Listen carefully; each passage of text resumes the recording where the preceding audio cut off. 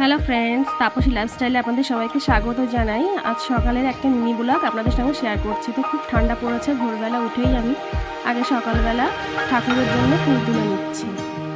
সাদা ফুল তুলেছি আর জবা ফুল তুলছি। ফুল তোলা হয়ে গেছে, এবার পাখিদেরকে কিছু খাবার দিয়ে দেব। আমাদের বাড়িতে প্রচুর পাখি আসে খাবার খেতে, ওদেরকে আমি খাবার দিই, তারপরে উঠোনটা কুড়িয়ে নেব।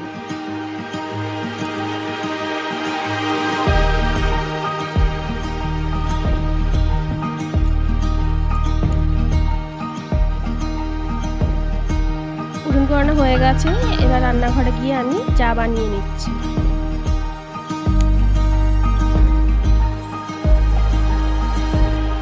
আমার চা বানানো হয়ে গেছে, এবার চাটা খেয়ে নেব।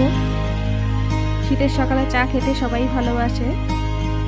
চা খাওয়া হয়ে গেছে, এবার হাজবেন্ড নিয়ে এসছে বাজার থেকে পাবদা মাছ আর গলদা চিংড়ি মাছ, সেগুলোকে আমি এবার কেটে নেব।